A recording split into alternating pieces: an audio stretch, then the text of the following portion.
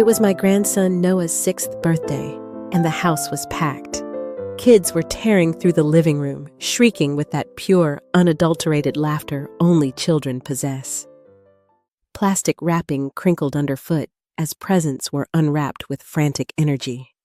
The smell of sweet buttercream frosting mingled with the thumping beat of pop music and the constant chaos of running feet.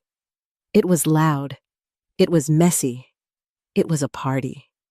Vivian, my daughter, and her husband, Mark, were kneeling beside Noah, who stood proudly in the center of it all, dressed head to toe in a cheap night costume from the supermarket. He waved a plastic sword like he'd just returned victorious from some epic battle fought between the couch cushions. Robert, my husband, was sunk deep into his usual spot on the couch, chuckling as he waved a little toy car in front of Noah's face, making exaggerated whoosh and roar noises to get a laugh. Me? I was in the kitchen. The stovetop hissed and steamed behind me, a constant reminder of the tasks yet undone. I moved back and forth like a waitress on a busy Saturday night, chopping, sautéing, stirring, checking the oven. The kitchen door stayed shut, a thick wooden slab keeping out most of the noise from the party. Through it, I couldn't make out the words, just laughter. Always laughter, just beyond the door. If you are listening to this story, thank you so much for being here. Let us know where you are joining us from in the world, and do not forget to subscribe to become part of our growing community. Mom! Vivian called from the living room, her voice easily piercing the door. Don't forget Noah's favorite vanilla pudding. And hey, she added, her tone bright and demanding, I brought back some soybeans from Nashville. Can you use those in your baked beans and beef dish? God, I haven't had that in forever. Oh, and could you do a chicken pot pie too? Yours is better than any restaurant I've been to. I smiled faintly, but didn't answer. It was a hollow kind of smile, the kind that looks real if you don't look too close. Every single dish they mentioned required hours of prep. Marinating, slow roasting, dough made from scratch. This wasn't just cooking a meal. It felt like preparing for an endurance trial. I sighed, wiped my hands on my already stained apron, walked to the door, and called out, Robert, I've got way too much going on in here. Can you come wash this cut of meat for me? The laughter outside didn't stop. No answer. I called again, louder this time. Still nothing. I waited a beat, listening to the party sounds swirl on the other side of the door, then gave up. I rolled up my sleeves, went back to the cutting board, and got to work. 3 hours later, the kitchen looked like a war zone. Oil spattered the floor, dirty pots and pans piled high in the sink, threatening to avalanche. My hands were red and swollen from endless chopping and scrubbing. Even my back refused to straighten fully, locked in a dull ache. But before calling everyone to the table, I took a deep breath, smoothed down my apron, and practiced putting on a smile. Because I had news. Something to share. Something that might bring a little spark of excitement, my excitement, into the room for once. Earlier that morning, on a whim while picking up extra napkins at the grocery store, I'd bought a $2 scratch-off ticket. It's Noah's birthday, I'd thought. Maybe I'll get lucky. While the beef stew simmered, I'd leaned against the counter and scratched it with a penny. Then I just froze. $10,000. $10,000. I scanned the ticket 3 times, checked the lottery website twice on my phone, convinced it had to be some kind of printing error. But no, it was real. I'd won. A ridiculous scratcher bought near the checkout aisle, and just like that, my life felt like it had cracked open a tiny bit. Maybe it was a sign from the universe. You don't have to keep living like this. I'd planned to tell them all at dinner. Make it fun, surprise them, share the winnings. Nothing huge split among everyone, but enough for each of them to get a little something. A proper birthday gift for Noah, maybe. And maybe, in a way, a gift for me, too. But then Noah came barging into the kitchen, kicking the door open without a knock. His face was scrunched into a fierce frown. "You didn't bring out the cake," he snapped, his voice sharp and demanding. "I don't want your food anymore." Before I could even react, he grabbed a full plastic cup of soda from the counter, one I'd set aside for myself, and flung it. I don't know if he meant to hit me or not, but he did. The sticky, cold liquid hit my chest, soaking instantly through my thin cotton shirt. I gasped and stumbled back, slamming my hip hard against the edge of the cabinet. The cup hit the tile floor and shattered into pieces. I didn't even have time to say a word, to register the sting, before Robert shouted from the living room, his voice laced with irritation. "Oh, come on, he's just a kid! Don't make a scene!" I stood there, dripping soda, my palms burning from the shock and the impact.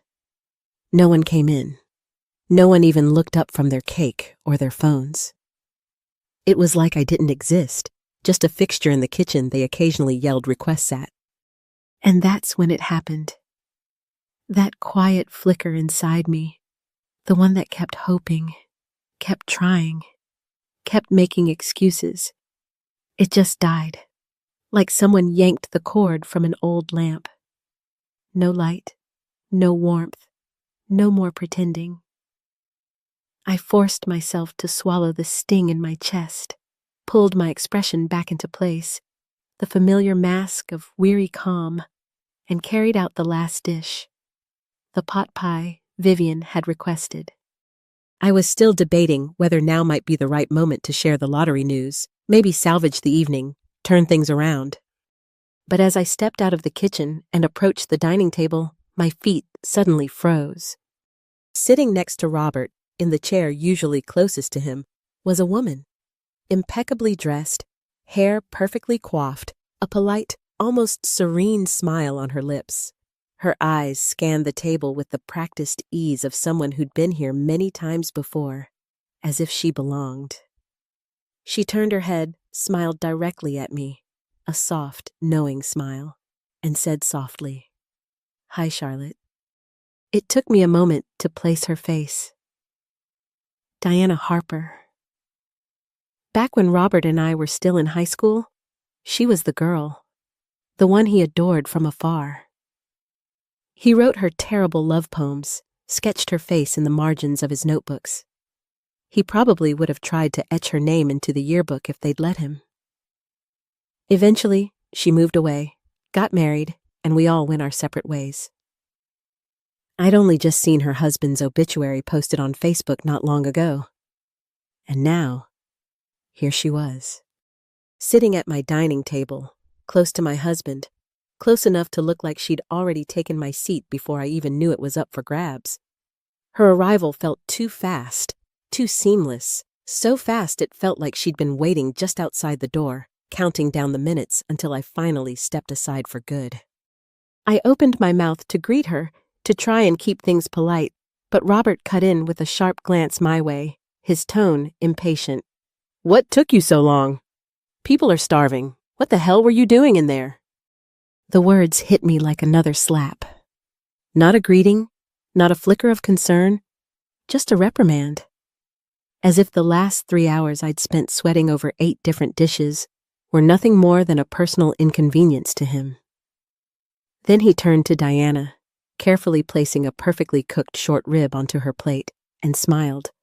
A gentle, attentive smile I hadn't seen directed my way in years. "Try this, Diana. She's not great at much," he said, gesturing vaguely towards me without looking. "But I'll give her this. She knows how to cook." And just like that, I felt like I'd been transported into some bizarre, alternate version of my own life, one where I was the unwelcome outsider in my own home. Before I could find my voice, Noah stood up on his chair and yelled, pointing a sticky finger at me. "Grandma was sneaking food in the kitchen. That's why I'm starving." Vivian jumped in, laughing lightly. "Oh, really? And how do you know that, baby?" Noah puffed up his little chest with pride. "I saw her. She was eating all by herself and didn't give me any." My fingers trembled slightly where they rested against the edge of the heavy platter I was still holding. The beans had been slow cooking for hours. The pot pie crust had to be hand-folded and baked fresh. The vanilla pudding had to cool at just the right pace in the fridge. I hadn't had a single bite of food all day. But to them, in this narrative they were so quickly constructing, I was just the greedy one, sneaking food behind their backs. Too selfish to share, too antisocial to join the family fun. What hurt more wasn't even the accusation itself.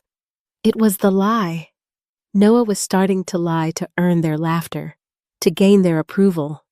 He was learning to make up stories at my expense. I pushed down the tight knot forming in my throat and said gently, trying to keep my voice even, "Noah, Grandma didn't sneak any food, sweetie. That's not true. I was in the kitchen because some of the dishes, I didn't even get to finish making them." Robert slammed his hand down hard on the table, his chair screeching loudly on the hardwood floor as he pushed back and stood up. "Are you serious right now?" he demanded, his face flushed. "He's 6 years old. You're really picking a fight with a child?" He glared at me like I was the one ruining dinner, like I was the one disturbing the peace. I looked around the table, at the faces of my family, the people I had served for decades. Not one of them spoke up for me. Not Vivian, not Mark. My voice caught in my throat. I couldn't seem to get a single word out. I was just about to try and explain again when Vivian came over and lightly patted Noah's back. Her expression edged with impatience. "Mommy, he's 6. He doesn't know any better." She looked at me like I was some unhinged woman, losing her temper and lashing out at a small child. Noah, sensing the shift in atmosphere, picked up on his cue immediately. His lower lip trembled dramatically, and then the tears came, fast and loud. He started sobbing and ran straight into Diana's outstretched arms. She didn't hesitate for a second. She scooped him up, holding him close against her lavender sweater like he was her own grandchild, stroking his back and murmuring, "Oh, Noah, don't be sad, don't cry.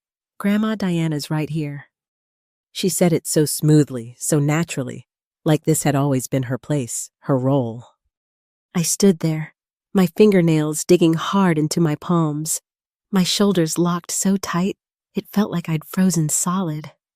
I opened my mouth to speak, but the words came out in a strangled whisper I could barely hear myself. My throat clamped shut, and it felt like something fragile inside me crumbled into dust. I looked up at the table again, at the familiar faces, my husband, my daughter, my son-in-law. But the looks they gave me, blank, awkward, cold, made them feel like complete strangers. I searched their expressions for something, anything, a trace of empathy, a flicker of understanding. But all I saw were furrowed brows and averted eyes, like they were all just waiting impatiently for me to stop making a scene. Then Noah, peering over Diana's shoulder, pointed at me through his sniffles and shouted, "I don't want Grandma anymore! I want Grandma Diana! She's nicer!" I stared, stunned, and turned just in time to catch the faintest twitch of a smile on Diana's lips. It was subtle, almost invisible, but I saw it. That wasn't kindness softening her features. It was triumph, a quiet, calculated victory. She cradled Noah closer and cooed, "Oh, baby, we'll stay with Grandma Diana from now on, okay?" Vivian chimed in cheerily, standing right beside her, reinforcing the new dynamic. "Yeah, Noah, let's not upset Grandma anymore, all right?" In that moment, I felt like I'd been physically pushed out of my own home. Everything felt foreign, alien. Even the framed family photos lining the hallway walls seemed to mock me. All those years I'd wiped sticky fingerprints off the glass, mended torn school shirts, baked countless birthday cakes. Now felt like splinters lodging deep in my heart, stinging behind my eyes. "Diana, eat before it gets cold." Robert's voice snapped me back to the present. He'd already taken Noah gently from Diana's arms and was pulling out a chair for her, speaking softly as he settled the boy beside him. "Noah, calm down now. Let Grandma Diana enjoy her meal." I stood to the side, watching them, watching him. And suddenly, I remembered Vivian as a toddler. She was a difficult baby, cried through every single meal, loud and relentless. The whole floor of our old apartment building could hear her. Robert would always sigh, exasperated, and say, "Can you just take her out for a bit? I can't eat in peace." So I did. I'd walk the halls with her, rock her, feed her mashed peas in the dim light of the hallway. By the time I came back to the table, he was always done eating, the plates cleared, safe for the scraps left for me. I don't think I ate a single hot meal that entire year. But now Robert knew how to hold a crying child. Now he could pull out a chair for a woman. Now he could be soft, attentive. So he could do all that. Just not for me. I finally sat down at the far end of the table, in the chair furthest from them, and watched them in silence. I didn't say a word, but I think my face said everything. Robert scowled, then slammed his chopsticks down hard on the table. "What now? You're going to ruin Noah's birthday with that look on your face? It's depressing." Vivian jumped in immediately. "Mom, could you not? It's Noah's birthday. Do you really need to make everyone miserable?" Mark added his voice, calm but cold as ice. "You're here to see your grandson, Charlotte, not star in a soap opera." "Bad grandma," Noah mumbled, just loud enough for me to hear. That's when I finally understood. This wasn't a family gathering. This was a performance, a play they'd been rehearsing without me. And I was the character they'd already written out of the script. I took a breath, a quiet one, letting it fill my lungs. And in that breath, I let go of something invisible and incredibly heavy, something that had been holding me in place, anchoring me to this life for far too long. "Robert," I said, my voice surprisingly steady and low, "let's get a divorce." The moment the words left my mouth, the dining room fell utterly silent. Even the background music seemed to fade. All eyes turned to me, wide with shock, like I had just detonated something sacred in the middle of their carefully staged dinner party. Robert scoffed first, leaning back in his chair with a condescending smirk. "Charlotte, you're 67. Do you think you're still in your 20s or something?" He paused, then curled his lips into a sneer. "You say things like that. Don't worry, people will just laugh.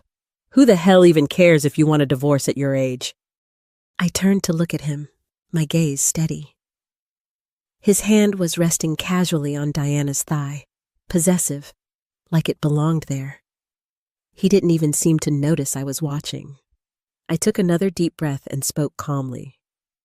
"If none of you are ashamed, why should I be?" His expression snapped. He jumped to his feet, the chair screeching violently across the hardwood floor like a warning siren. "Cut the drama!" he barked, trying to keep his voice low but failing. "It's Noah's birthday. I'm not about to fight with you here. Don't turn this into a soap opera." I let out a dry laugh, quiet, exhausted, and completely without feeling. I knew, the moment I stepped out of that kitchen and saw Diana sitting there, that this scene wasn't mine to play anymore. I wasn't the one causing drama.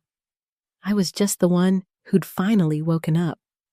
I got up at 7 in the morning, cooked 8 complex dishes, washed 4 sinks full of pots and pans, and somehow I was the one told I was taking too long.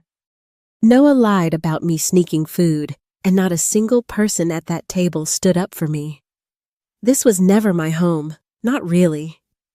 40 years of marriage had turned me into someone who could be ignored, insulted, replaced without even the courtesy of a conversation. Vivian's voice cut in again, sharp and tired. "Mom, do you really have to do this today? Aunt Diana is here. Can't you just not? Mark, standing beside her, added in his usual chilled tone. We came to celebrate, Charlotte, not to watch you unravel. Noah, still sniffing theatrically, mumbled, I didn't lie. I really didn't. Diana leaned in, preparing to deliver her gentle verdict. Noah didn't do anything wrong, Charlotte. He's a sweet boy. I stood up then, my hands clenched into fists at my sides before I even realized it. The plates on the table clattered as my arms brushed the edge. A few of them slid off and crashed to the floor, shattering into clean, bright shards. The sound sliced through the tense room like a siren. I held my breath, swallowed the heat burning through my chest, and said louder this time, my voice ringing with newfound clarity. Why? Why is it always me? I cook, I clean, I plan your holidays, and you still sit there and spit on everything I do.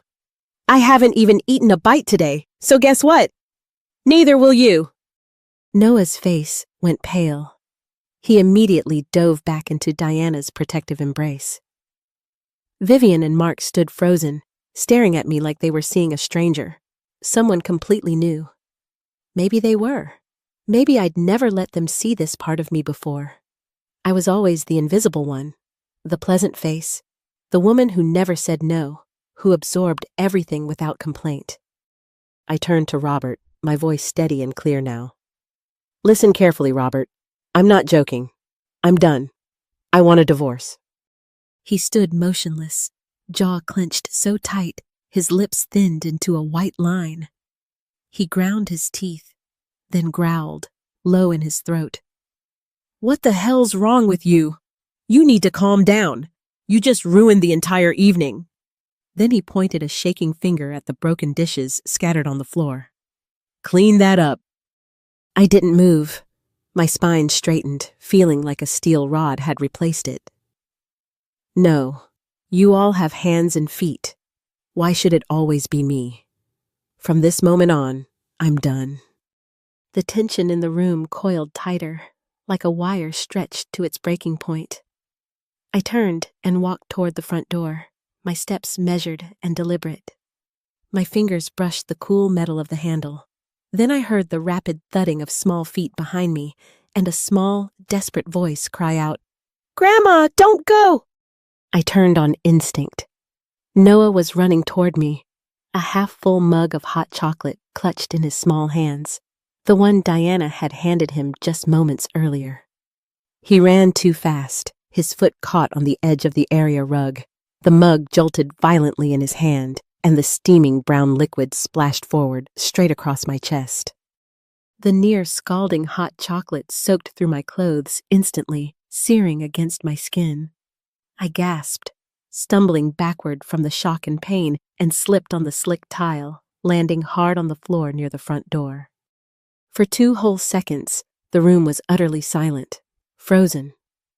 Then Noah, seeing what he'd done, froze too, and burst into tears. Loud, shrill, ear-piercing cries like a siren. I hadn't even recovered from the burning pain when I heard him wailing between sobs. Bad Grandma! I'm not letting you leave! You don't love me anymore! His empty mug rolled to a stop at my feet, chocolate still seeping across the floor, mixing with the spilled soda from earlier. My chest was drenched, my shirt clinging horribly to my skin. Sticky, uncomfortable, humiliating. I tried to push myself up, bracing my hand on the floor, but my hand brushed against Noah's leg as he stood over me, crying. He stumbled backward, landing hard on the floor beside me, and started crying even louder. Vivian rushed over, not to me, but to him. She pulled Noah up, casting a sharp, accusing glance down at me that felt like another slap in the face. Mom! He's just a kid! Was all this really necessary? Her voice was sharp with blame. You flipped out, flipped the table, and now you've scared him into falling. I blinked up at her in disbelief. She wasn't asking if I was hurt, if the hot liquid had burned me. She was blaming me. You really think he threw that drink on you? She continued, her voice rising. You're the one who stormed out in a tantrum. He panicked. What did you expect? I looked at her, my chest feeling tight, constricted, but no words came. Then Diana approached, graceful as ever. She crouched down beside Noah, wrapping him in her arms with a soft, practiced tone. It's okay, sweetheart. Let's get you changed. And this afternoon, we'll go pick out those superhero Legos you like. How's that sound? She carried him over to the couch, gently dabbing at his face and hands with tissues, soothing him with a gentle smile that seemed so effortless it felt rehearsed. Like a woman auditioning for the role of the perfect new grandma. And I just sat there, on the floor, soaking wet, shaking, left out like an unwanted prop in someone else's carefully staged family portrait.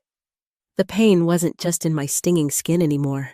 It was in the stark realization that this place, this table, this room, these people, they had never truly had a seat saved for me.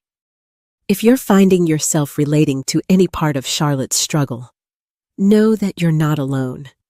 So many of us have felt unseen or unheard in our own families. Thank you for being here and listening. If you feel comfortable, please subscribe, like this video, and share a thought or experience in the comments. Your voice matters. I slowly got to my feet. My fingers still trembled, but my voice came out calm, almost too calm. You know what? I said, looking directly at Robert. I'm actually glad. I'm glad I'd already made my decision before all this. Robert turned sharply, impatience and anger warring on his face. Charlotte, have you lost your mind? Saying this in front of a child? What the hell are you trying to do? Vivian, Mark, and Diana stood off to the side, a unified front. Not shocked, not alarmed, just uncomfortable, irritated, like I was spoiling their perfect little show. Diana frowned, her voice dripping with false concern. Charlotte, I know you're Noah's grandmother, but you can't take things so personally. He's 6. He doesn't know any better. I looked around at all of them, at the broken mug staining the floor, at the cold, half-eaten leftovers still sitting on the table. And for the first time in 40 years, I felt something sharp and clear cut through the numbness that had become my constant companion. Should I be apologizing? I asked, my voice steady now, gaining strength. For what? For not shutting up and playing chef for one more day? Or for finally realizing just how heartless this family has become? I wasn't yelling, but every word landed like a stone thrown into still water. All of you like to pretend this is a family, I continued, my gaze sweeping across their uncomfortable faces. But the truth is, you wrote me out of it a long time ago.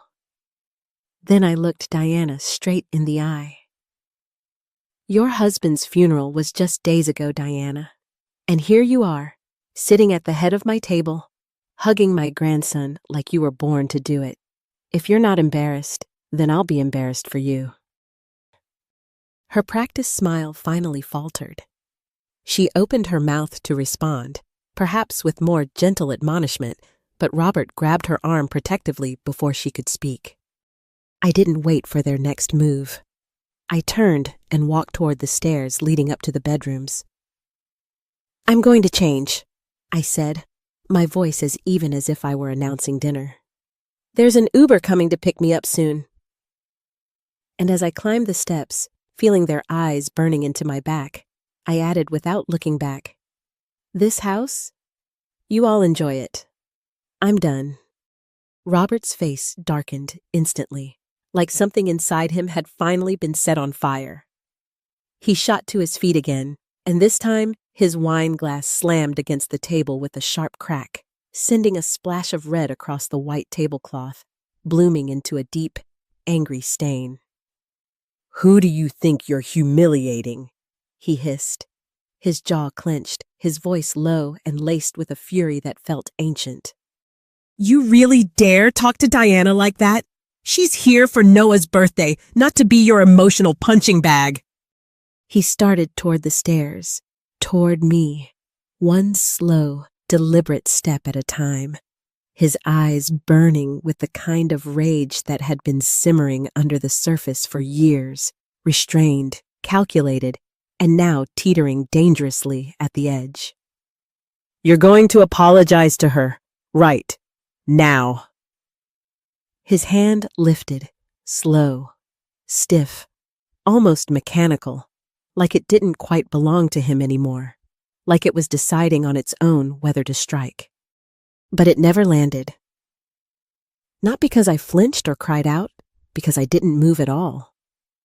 I stood there on the third step, chin lifted, eyes locked on his, unmoving. The air in the room seemed to vanish. The silence was thick, absolute, like we'd all been swallowed into a vacuum. I stared at his raised hand, hovering in the space between us. Go ahead, I said, my voice steady, quiet. Hit me. Might as well pay me back for all those years in one swing. His expression faltered. His fist hovered for another charged breath, then dropped limply to his side. He didn't hit me, but in that moment, he lost. Not to me, perhaps, but to the quiet woman he thought would never raise her voice, the one he assumed would always take it, always smooth things over. I took a deep breath, exhaled slowly, and said softly, You want me to apologize? I won't. What exactly do I owe any of you? This dinner? I cooked every dish from scratch, stood in that kitchen since dawn, and all of you just sat back, waiting for me to serve, to clean, to take care of the kids. And now you expect me to bow down to the woman who walked into my home like she already owned it?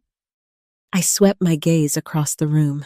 Vivian, Mark, Diana, Noah with his tear-streaked cheeks still buried in Diana's side. This isn't me throwing a tantrum, I said, my voice finding a new resonance. This is me seeing things clearly. Finally. This house, it hasn't been mine in a very long time. I walked down the hall to the entryway closet, grabbed my coat and wallet from the bench inside. Robert barked behind me. If you walk out that door, you won't have anywhere to go tonight. Where do you think you'll end up? Don't kid yourself, Charlotte. No one else will put up with you like I have. I didn't look back. My voice came out cold, detached. You're right. You've been incredibly tolerant. You've tolerated another woman eating my food, in my house, while my grandson calls her grandma. Bravo. My fingers closed around the cool metal of the front doorknob. As I opened the door, the evening breeze swept in, sharp and brisk, washing over my face like a baptism. Robert's voice followed me out, loud now, performative, echoing behind me like a man trying desperately to reclaim a stage he'd just lost control of. She's gone. No family, nowhere to go. Let's see how long before she comes crawling back. I turned around once, just once, standing on the top step of the porch to look back at him framed in the doorway. My eyes were calm. No need, I said clearly into the night air. I'm not coming back, not ever. The door clicked shut behind me, sealing off the noise, the cold shoulders, the decades of thankless sacrifice behind a final, quiet snap. And I walked forward, down the path, onto the street, into the night. The wind pressed against my face, but I had never felt clearer or lighter in my entire life. Outside, I stood on the curb and opened the Uber app on my phone. The car arrived quickly. I slid into the back seat, leaned my head against the cool window, and exhaled a long, heavy breath I felt like I'd been holding in for 40 years. No more waiting in the cold at the bus stop after late shifts. No more standing in line clutching transfer passes, counting pennies. Just sitting here, choosing my own ride, my own route. For the first time, I felt how weightless it was to simply make my own decisions. By the time I got to the hospital emergency room, my chest was blistered and an angry red. The fabric of my shirt had stuck painfully to my skin in patches. Every breath felt like it scraped against raw bone. The doctor, a young woman in her 30s with a calm, no-nonsense air, gave my chest one glance and frowned. Ma'am, this is a pretty severe burn from hot liquid. Do you want us to contact someone for you? Family? I forced a thin, tired smile. No need. I live alone now. She looked like she wanted to say something else, perhaps ask more questions, but instead she just nodded and started gathering supplies. I lay back on the crackling paper of the exam table and let her clean the wound. When the antiseptic touched the raw skin, I sucked in a sharp breath, but the physical pain felt like it was pulling something deeper out of me. Something old, heavy, buried for decades. A chill from the air conditioning vent swept over the fresh gauze, stinging and soothing all at once. And for the first time in a long, long while, I felt something beginning to heal. Not just the skin, but somewhere quieter, somewhere hidden deep inside.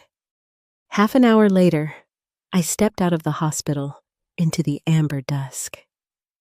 The sky was dimming, the air cooler. I looked up, pulled out my phone again, and booked a room at a small hotel across town. It was an old inn nestled in the historic district, charming and clean. $138 a night. Robert would have scoffed. Do you have no concept of money? One night here costs more than a week's groceries. But now, as I lay on a clean, soft mattress, freshly showered, dressed in new pajamas bought from the hospital gift shop, buried in a sea of fluffy pillows, the feeling was mine alone. It was called belonging to myself. I unlocked my phone and typed into the search bar, "Getting divorced at 60s? What now?" The first result was a Reddit post titled, "My mom got divorced at 62.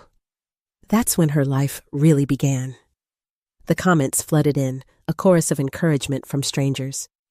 "Do it, ma'am. It's never too late. You deserve peace. I'm 59 and just started over. Let's go. Screw the timeline. Get happy now." I read them over and over, and somehow, without realizing it, my eyes welled with tears. This was the strange kind of magic the internet could hold. These strangers felt more like family in that moment than the people I'd spent decades serving. And suddenly, I felt lighter. Who said life couldn't start at 67? Even if I were 80, I could still rent an RV and drive up to Seattle to watch the snow fall over Puget Sound. I could still learn to scuba dive in Hawaii. As long as I was breathing, I didn't belong trapped in a kitchen, drowning in grease and resentment. I leaned against the padded headboard, scrolling, rereading, until I finally drifted off to sleep, still thinking about those words of encouragement from women I'd never meet. When I woke, the room was dark outside the sliver of light from under the door. The bedside clock read 8 a.m. sharp. My phone screen was lit up. Over a dozen missed calls, all from Vivian. I didn't open any of them. If she wanted Diana to be her new mom, I'd let her have her wish. I swiped over to my messages and saw Robert's name blinking at the top. He'd sent several voice messages. I tapped the first one. His voice was sharp, furious. "Have you lost your damn mind? Embarrassing me in front of Diana like that? What do you think that makes me look like?" Second message. "You better be back tomorrow and clean up that mess in the dining room. Don't think I'm lifting a finger." I didn't reply. Instead, I typed just a few words, slow and steady. "See you in county court next month." That's where the divorce would be finalized. I'd already filed the initial paperwork online weeks ago, during a sleepless night fueled by quiet resentment. 28 days left in the mandatory cooling-off period. The phone rang again, this time a direct call from him. I hesitated, then answered. Charlotte! His voice exploded like a grenade through the receiver. You think you're someone special now? 67 and playing the divorce game? Grow up. Fine. Go. Let's see how far you get. You think you'll make it out there without the Collins name behind you? As he ranted, I smiled to myself, a wry, bitter little smile. He truly believed that what he gave me, his name, his grudging tolerance, was freedom. That the door he left slightly open wasn't a cage, but an act of grace. That the only path forward was crawling back through the dog flap he assumed was waiting for me. I hung up, placed the phone face down beside my pillow, and stared up at the textured ceiling. And in that moment, my heart, after all the chaos, after all the pain, was finally quiet. That night, I didn't answer a single call. The lights were off except for the soft glow from the bedside lamp. I leaned back against the pillows and reached into my purse for a small, worn notebook filled with old photographs, tucked away years ago. The corners were yellowed with time, freezing moments of my youth. Me at 20 in a handmade cotton dress, standing beside Robert at a picnic, smiling like the world was nothing but endless promise. But now, looking at it, I saw it clearly. That smile was just a mask, a way to earn affection, to survive, to please a life that never once stopped to ask what I really wanted. I used to think I was simply too old for dreams, too settled for change. But the truth was that marriage had slowly, imperceptibly, rewritten me into silence. No more. I would no longer shrink myself to fit into spaces where I wasn't valued. I would no longer stay small. I glanced down at my phone. A news headline popped up on my feed. Women over 60 are rewriting what it means to start over. I hit the save button. And in that quiet, solitary moment, I made myself a vow. I'm still alive. And from this moment on, I will live for me. Just as I put the phone down, about to turn out the light, a notification slid across the screen. Robert had updated his Facebook status.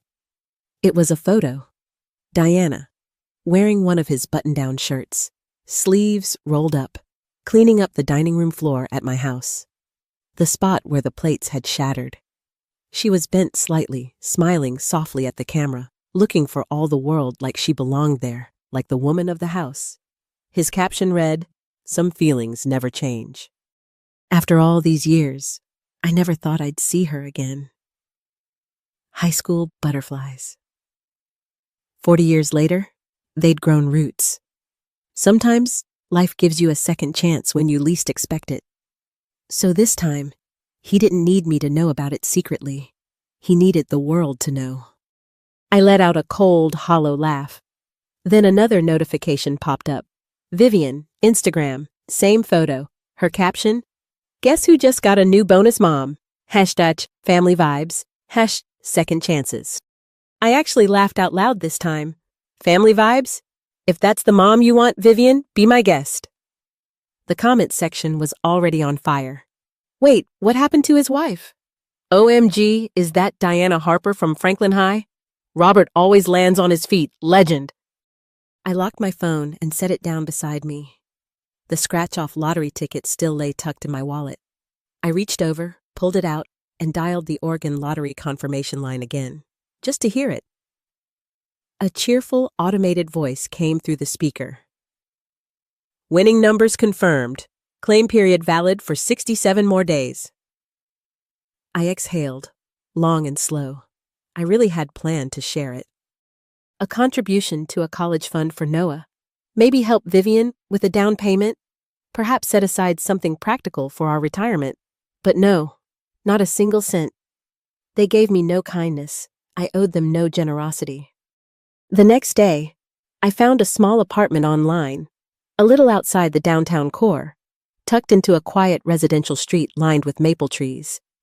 It belonged to a retired couple renting out their extra upstairs unit. $1,950 a month, with a tiny balcony overlooking a shared garden and an open kitchen flooded with morning light. I signed the lease and moved in that same night with just 2 suitcases and a box of essentials.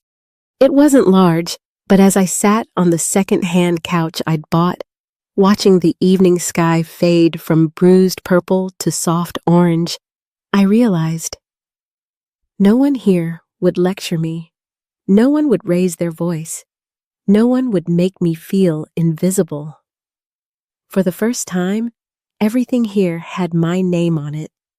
The cable bill, the grocery loyalty card, even the YouTube account I created just for myself. I scrolled through short videos and watched women like me, retired, divorced, reborn, a woman driving her RV solo across stunning national parks, a 70-year-old filming the shimmering northern lights in the vast Alaskan tundra. Someone learning to scuba dive in the turquoise waters of Key West, another sketching desert sunsets in New Mexico. My heart picked up a surprising pace. "I'm going," I whispered to the empty room. "I'm going to see those places." But this time, I wouldn't be tagging along, cooking campsite meals for someone else. This time, the journey would be mine. Robert and Diana had gone viral. That photo, her wearing his shirt, bending down to wipe the floor in my kitchen, smiling like she'd been the lady of the house all along, had made its way across Facebook and TikTok. It started with his own caption.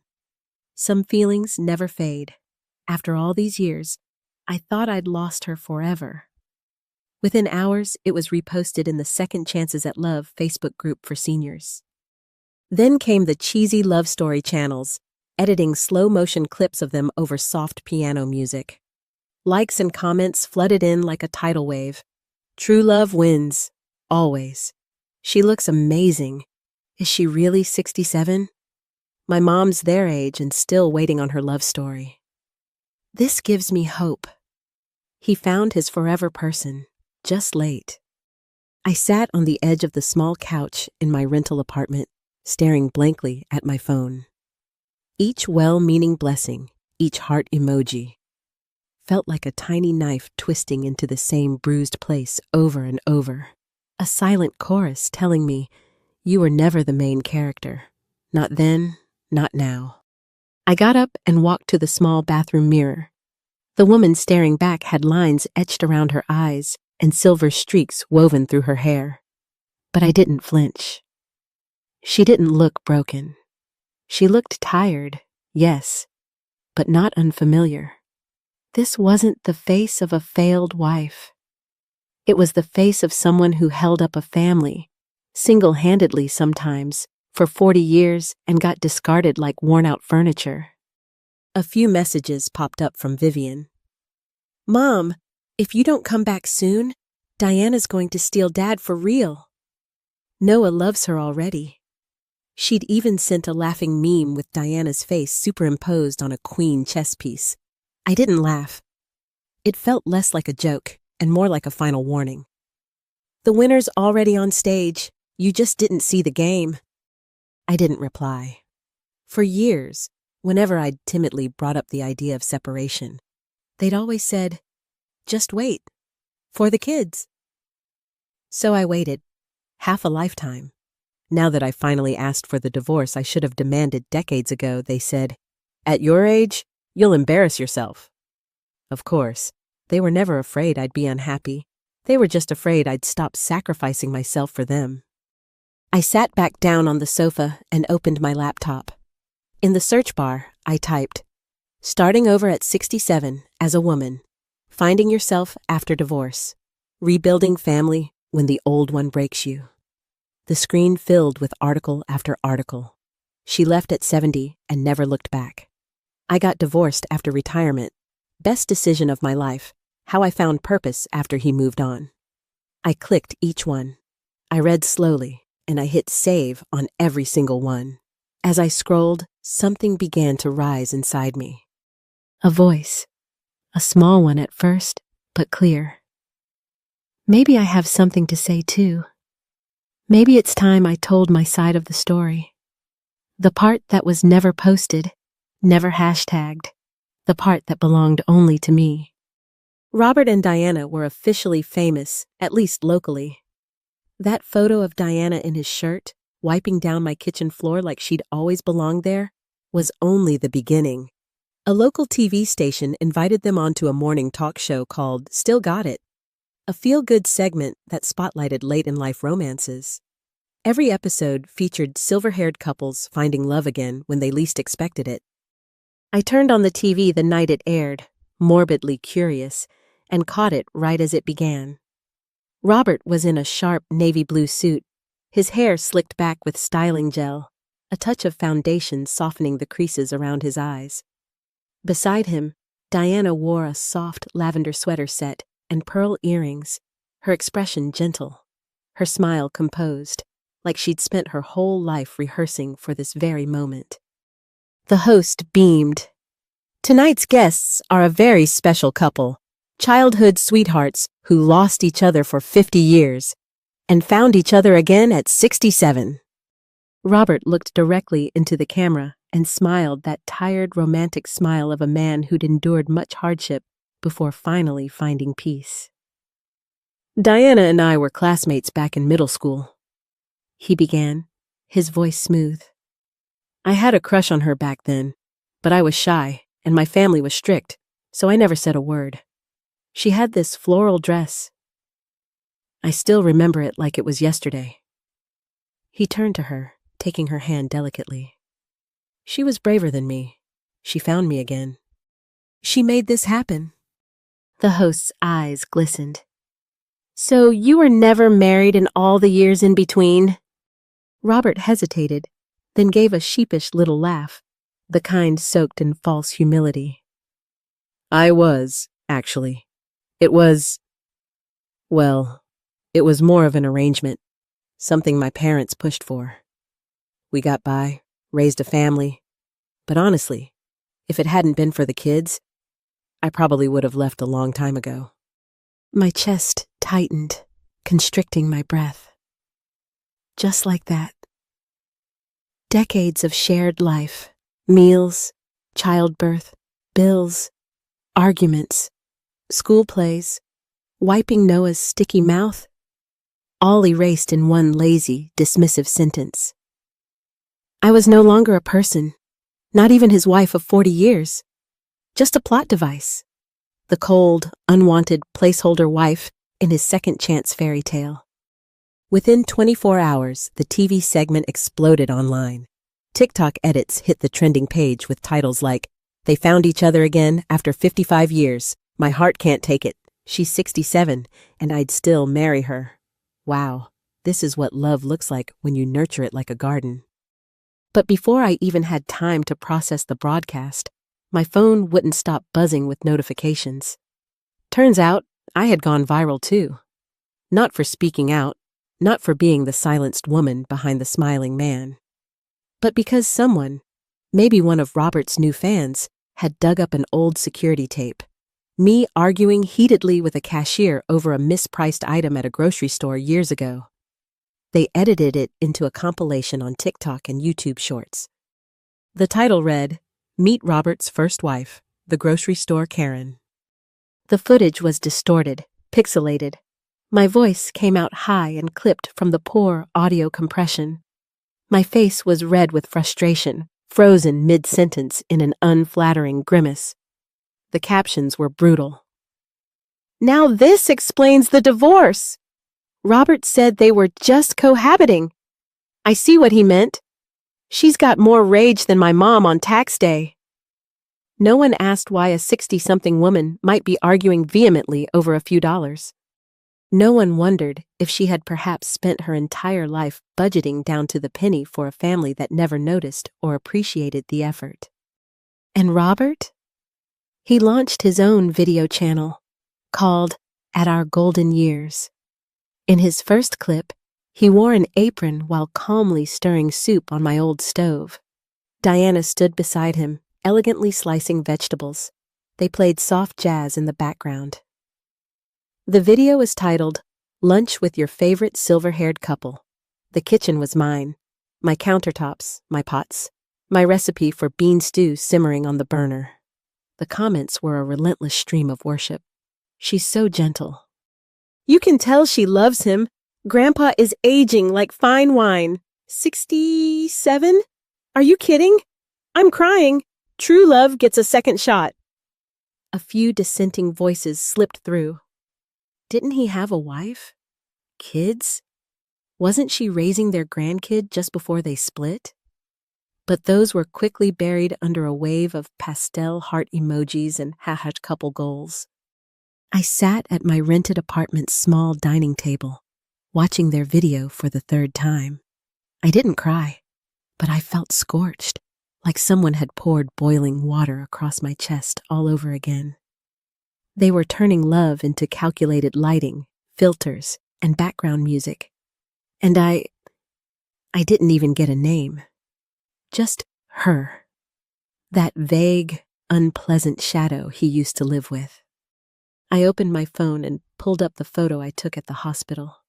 My burn, mid-healing, the angry red blister, the skin still tight and sore.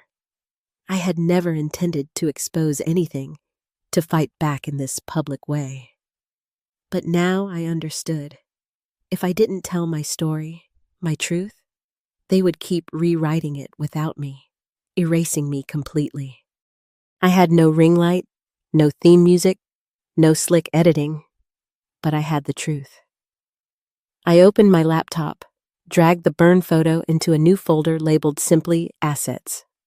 This time, I wouldn't wait for someone else to speak up for me. This time, I would tell it myself. I hadn't even found the strength or the right words to tell my own story before the person I once loved most in the world delivered the final, crushing blow. Just when I thought the public humiliation was the worst of it, I saw Vivian's video pop up in my feed. She was sitting in the living room of the house I used to clean. Noah curled passively in her lap. The background was painfully familiar. The couch I picked out, the photo wall I'd painstakingly arranged, the same frames I'd hung myself, one by one, over the years. She hesitated briefly before speaking, a flicker of something unreadable in her eyes, but then her expression shifted into that polished, PR-perfect tone she'd always been so good at cultivating. "My mother," she began, sighing softly, "she's always had a strong personality. That day, Noah just wanted to bring her a cup of hot cocoa to be sweet, but she reacted really aggressively. He ended up getting pushed, actually. Took a while for the bruise on his arm to heal." Noah, like he'd been perfectly rehearsed, nodded solemnly beside her. "I don't like Grandma," he mumbled, looking down. "She yells and throws plates. Diana Grandma never does that." The comments came fast, biting, and brutal. Emotional abuser vibes. "She looks like she'd be hard to live with. No wonder Robert left. She destroyed the whole family atmosphere." I sat on the tiny rental couch, phone heavy in my hand, reading every single word in silence. I didn't feel angry anymore. I felt gutted, hollowed out. None of them had been there. None of them saw the moment that cup spilled, or who had actually gotten burned. But with a few carefully edited sentences, a strategically placed bruise mention, they turned me from the victim into the aggressor, from Grandma into the monster. I clenched the phone, scrolling numbly through short-form video tutorials, content strategy tips, platform hacks, viral video secrets, until finally, heart-pounding, I tapped Upload Video. In the flat, yellow light of my rented kitchen, I recorded a short clip. My voice trembled at first, but I forced the words out, clear and steady. "Hi, I'm Robert's ex-wife, Noah's biological grandmother. I just want to say, Not everything you're seeing online is the full truth. I posted it. The views barely trickled in. Disappointed, I was about to close the page when a private message popped up. A user named @truthmatters58 wrote, "Ma'am, I saw your video. No one's going to find it unless you use the right keywords, names, events, hashtags. Trust me." She attached a screenshot with a revised title suggestion. I followed her advice. I redid the post, changed the cover image, and uploaded a new version titled, "Robert Collins, you're playing the hero? Maybe finalize the divorce first." I added the photo of my hospital diagnosis, a clear close-up of my healing burn, and a clipped, quiet voiceover. Yes, I overreacted when the hot chocolate hit me, but you tell me, after 30 years of being silent, serving, and shrinking yourself, who wouldn't break just once after being thrown out of her own home? Within 2 minutes, the video had over 10,000 views. 10 minutes later, it hit the local trending list, right under Robert and Diana's love story segment. Second place. The comments started shifting, turning like a tide. Wait, they're not even divorced yet? What kind of true love is this? Loving again is fine, but don't erase the woman who came before. She posted her medical records. She's speaking with receipts. Of course, there were still critics. She admitted to pushing the kid, and we're supposed to feel sorry for her? I didn't argue. Instead, I uploaded a second post. Photo and voice again. No filters, no music. Just the medical report showing the burn treatment, another photo of the healing wound, and me sitting under a dim floor lamp, eyes steady, looking directly into the camera. I didn't push him, I clarified simply. He tripped, but maybe you think I'm controlling? You're right. I've spent 30 years controlling piles of laundry, kids' fevers at midnight, and dinner for 6 on a $10 budget. You think I'm aggressive because I argued over produce prices at the market that day? That money was the week's leftover grocery cash. And in case you're wondering, no, it wasn't your father who earned it. I saved it, I scraped it, I made it stretch. And at the end, I even posted the name of the grocery store, the date of the incident on the security tape, the vendor's stall number. You wanted viral? You've got it. 30 minutes later, my phone rang. Robert, his second call since I announced the divorce weeks ago. I watched his name pulse across the screen, let it ring 3 times before answering. I already knew what this was about. He wasn't calling to ask if I was okay, or if I was coming back. He was calling because the fire I'd lit had finally caught up to him, threatening to burn down his carefully constructed narrative. I answered the call. Robert's voice exploded through the line, pure, sputtering fury. "Charlotte, take that damn video down, now!" I pulled the phone slightly away from my ear, my own voice calm, cold. "I won't take it down, Robert. Everything I said was the truth. And in case you forgot, our cooling off period ends in 4 days. Once that judgment is filed, we're finished." Then I hung up. No hesitation. The comment section on my videos was still a battlefield. People were ripping into Robert and Diana, calling them fake, tearing into Vivian for selling out her own mother, even dragging poor Noah into the trending tags. But none of it mattered anymore. Not really. Not to me. I held tight to my winning lottery ticket, tucked safely in my wallet. Just 4 more days. And I wouldn't just be cashing in a prize, I'd be turning the final page on the last chapter of my old life. To be honest, these past 2 weeks living on my own, they'd been the lightest, quietest, most peaceful days I'd had in decades. No one barking demands for dinner. No one interrupting my thoughts with complaints. No one judging me for haggling over produce prices as if that simple act made me less worthy of respect. Just as I was about to put my phone down, another unknown number lit up my screen. I answered cautiously. It was Diana. Her voice was still that same soft, sugar-dipped tone she'd perfected over a lifetime. "Charlotte, I know I might have done things wrong too, and I don't want to make excuses, but could you please consider taking down the video? It's really been hard for me." I smiled, a small, humorless curve of my lips. She always knew how to weaponize fragility. I suddenly remembered 7th grade. She'd lost an eraser, didn't accuse anyone specific, just started crying softly and stared directly at me across the classroom. Then she whispered, just loud enough for the teacher to hear, "Charlotte, could you just give it back?" I hadn't taken anything, but that one perfectly timed tear turned the whole class against me. I should have known then. Diana never needed evidence, just an audience. I didn't soothe her this time. I just said, almost lightly, "The video stays up, Diana. You chose to play the part. Now live with the reviews." A few days later, Robert and Diana deleted their social media accounts entirely. Vivian's so-called online brand collapsed. Collaborations were pulled. Her comment sections turned viciously against her. She went completely silent online. Then came the day. Divorce judgment signing, county courthouse. Robert and I had agreed, through gridded text messages, to meet in the lobby. When I arrived, he was already there, with Diana clinging nervously to his arm.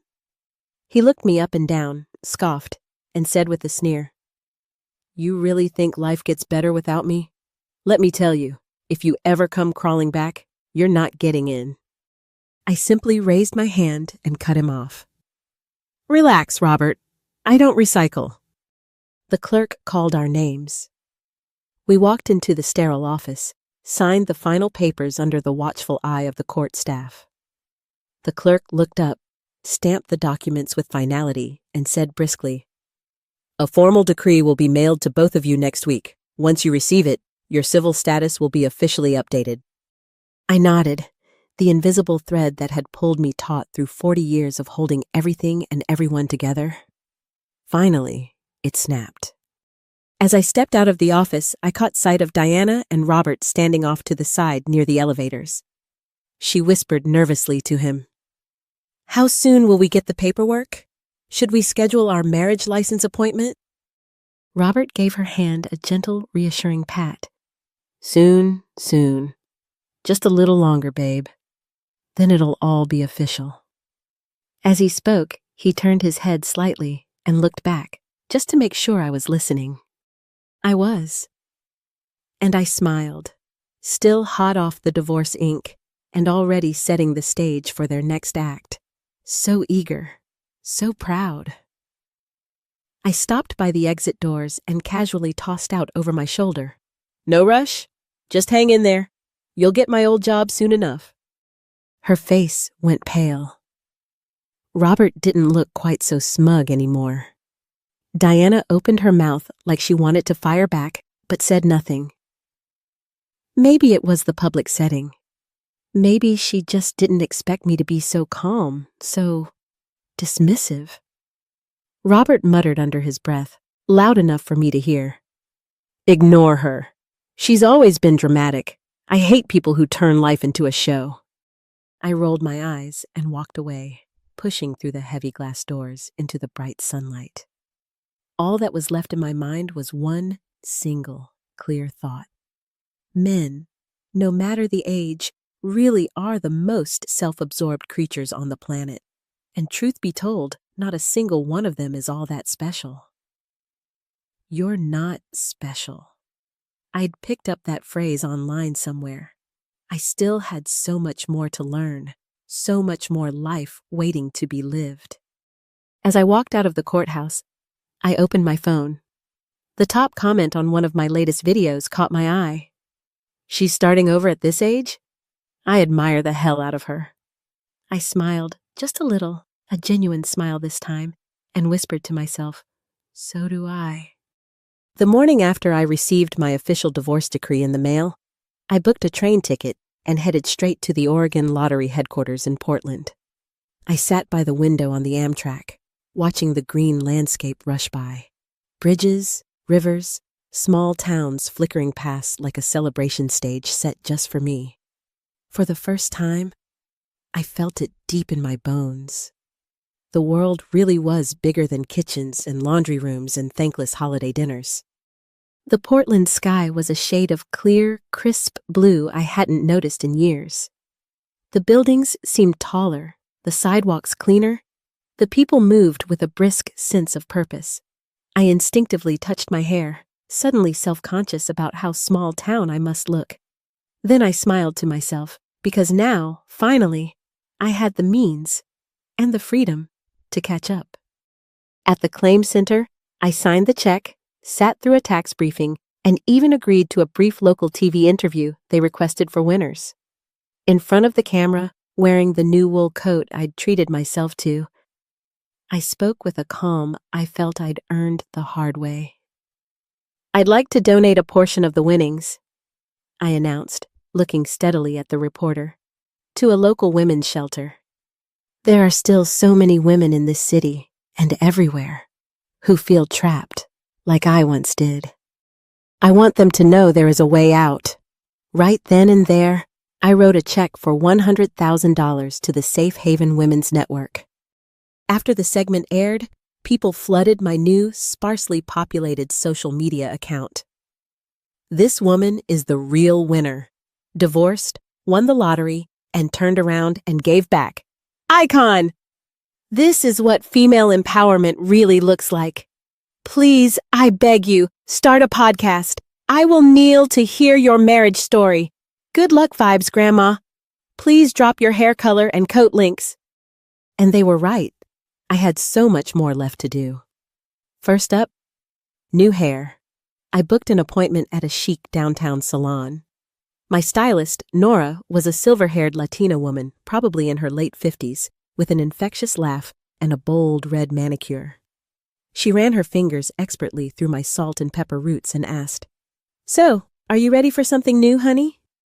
I looked at my reflection in the big mirror, really met my own gaze for the first time in ages, and said decisively, "Ash brown, maybe some subtle highlights for shine. I want to look like a woman who's walking into her new life." Before, I'd used the cheapest box dye I could find at the drugstore over and over, just to cover up the gray so he wouldn't sigh and say, "You look ancient." Before, I never bought a single item of clothing over $50 because Robert would scoff, "At your age, what are you trying to prove with all that color?" But that afternoon, I stepped into the Burberry boutique downtown. No one rolled their eyes. No one asked, "Do you really need that?" I picked out the most expensive, classic trench coat I'd ever touched. The elegant saleswoman smiled as she folded it neatly into a branded bag. "Is this your first?" she asked politely. I smiled back, feeling a warmth spread through me. It's the first time I've bought something expensive just for me. I spent $5,000 that day, simply to reward the woman who finally chose herself. In the weeks that followed, it felt like I'd found a brand new key to life, one that unlocked doors I never even knew existed. I learned how to navigate the subway system, how to book Amtrak tickets like a pro.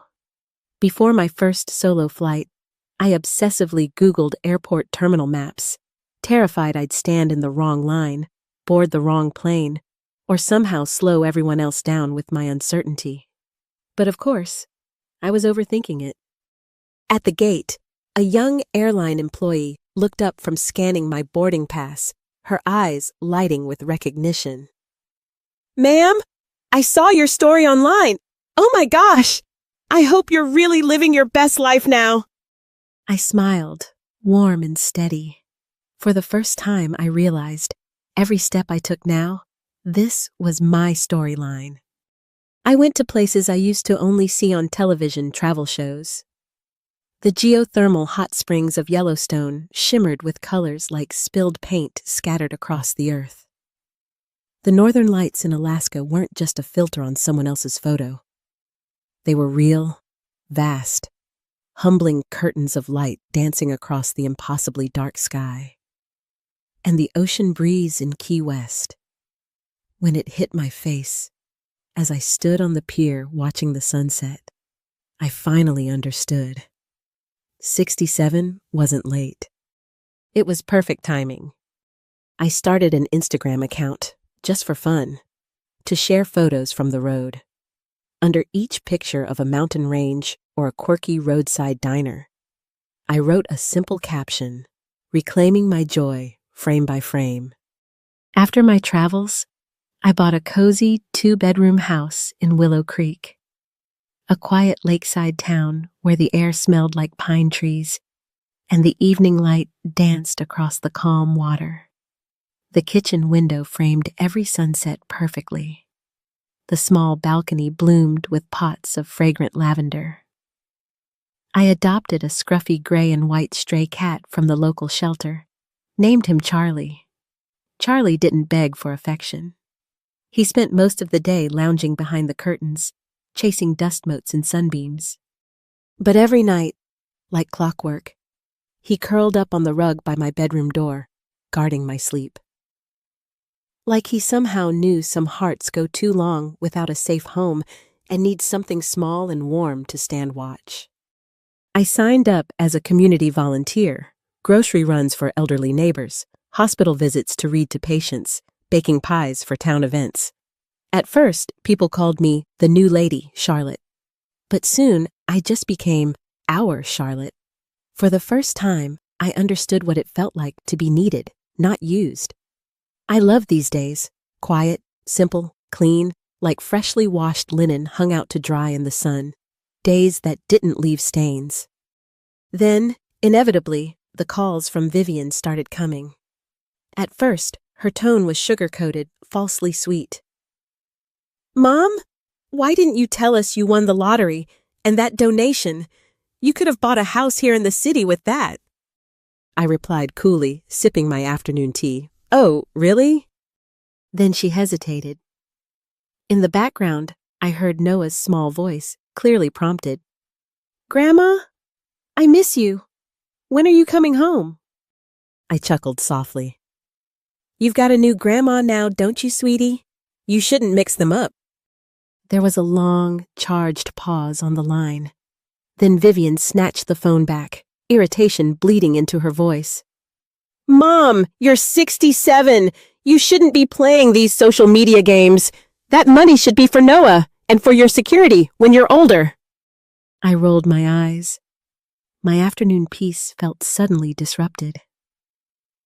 "You know," I sighed, taking a deliberate sip of tea. "It's funny. Every time one of you calls, I seem to lose my appetite." I leaned back in my comfortable armchair and said, calm and clear, "Don't worry about my security, Vivian. And when I die, you won't have to fight over anything. I've already written my will. Every cent is being donated to various charities, including the women's shelter." Then I hung up. She tried calling again later that evening. I blocked her number. Sometimes, out of a lingering, detached curiosity, I peek at her public posts, just for entertainment, scrolling like I would through a mildly amusing comedy feed. The internet has a name for people like that now, doesn't it? Digital pets. You know, those people who don't make a sound unless you click on them, seeking validation? Yeah, that's what she is to me now. A few months later, I noticed Robert and Diana's videos had stopped updating. At first, it was just radio silence on their resurrected channel. Then someone on a local community forum spilled the tea. Diana had quietly moved back in with her sister in another state. Robert was showing up solo again at community events. No official announcement, no heartfelt breakup post. Just a curtain dropping quietly on a performance that apparently ended its run too soon. A few more weeks passed, and then, unbelievably, Robert called me, from a number I didn't recognize. I stared at the screen for a second before answering, intrigued despite myself. On the other end, he cleared his throat, forcing a casual, almost friendly tone. "Hey, Charlotte, how have you been?" I stood by my kitchen window, watching Charlie stretch languidly on the sunlit balcony railing, and replied smoothly. "You looking to film a sequel, Robert?" He was quiet for several long seconds. Then came the line I somehow knew was coming. I just thought maybe there's still a chance for us?" I smiled, a genuine pitying smile this time. "Oh, sorry, Robert. I'm actually in Alaska right now, watching the northern lights. Signal's not great up here. Gotta go." And with that, I hung up. And then I blocked his number too. Because even digital pets, sometimes you just outgrow them. I don't need anyone to tell me who I am anymore, what I should do, or whether I'm worth anything. I have my own little house by the lake. Charlie guards the door faithfully at night. My neighbors drop off extra muffins from their baking sprees. I bake them apple pies in return. I wake up when I want, I sleep peacefully, and I speak only when I feel like it. Most importantly, I have finally retired. Not just from work, but from their lives. Thank you, truly, for listening to my story all the way through. It means so much to share this journey with you.